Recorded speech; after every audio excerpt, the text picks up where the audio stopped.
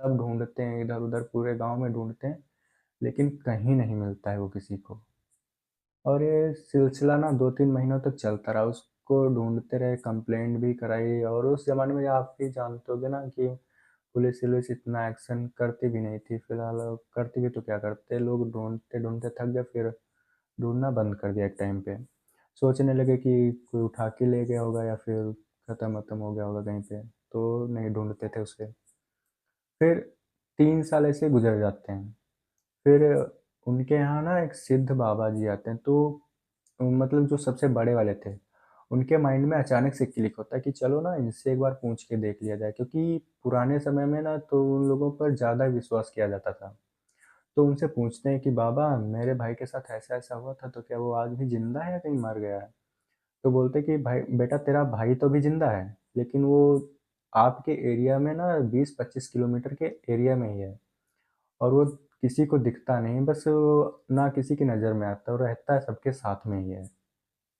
तो ये लोग सोचते हैं कि चलो एक बार फिर से कोशिश कर लिया जाए, जब बाबा बोल रहे हैं तो हो सकता है कि हमारा भाई हमें फिर से मिल जाए। तो ये लोग फिर से 2-3 महीनों तक खूब ढूँढते हैं उनको, लेकिन नतीजा कुछ नहीं निकल रहा था। फिर एक दिन इनकी जो बड़ी वाली सिस्टर थी उनके यहाँ होती है शादी।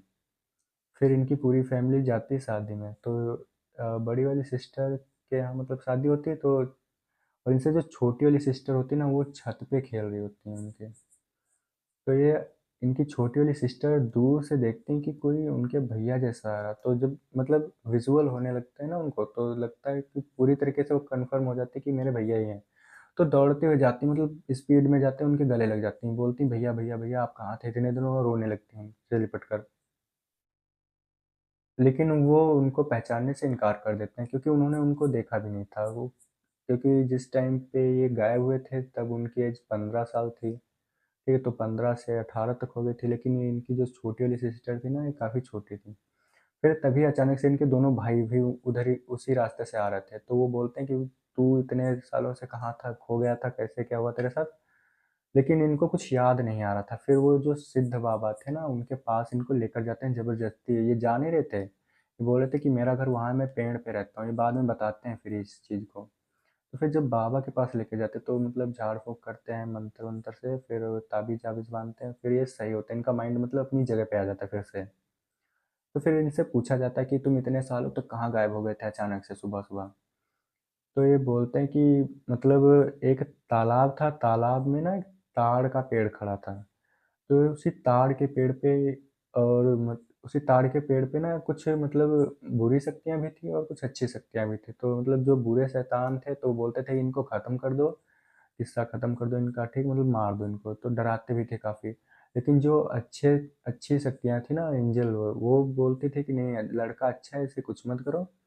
तो ये उतरते थे उसी ताड़ के पेड़ से नीचे, तालाब में स्नान करते थे, मतलब नहाते थे अपना, फिर चढ़ जाते थे उस पर और इनको मतलब 7 प्रकार की मिठाइयाँ भी वो लोग खाने को देते थे, उनकी मतलब इनकी हिफाज़त भी करते थे और उसी ताड़ पर मतलब इनको सुला देते थे आराम से। मतलब 3 सालों तक पूरी मतलब दुनिया से मतलब ना किसी से कॉन्टैक्ट, ना किसी से मतलब सोचिए आप अगर होते इस जगह पे, तो आप मतलब आपके ऊपर क्या गुज़रती? 3 साल मायने रखता है किसी से मतलब अपनी बिरादरी वालों से ना ह्यूमन लाइफ़ से मतलब बिल्कुल बिछड़ जाओ, मतलब एक तरीके से समझ लीजिए।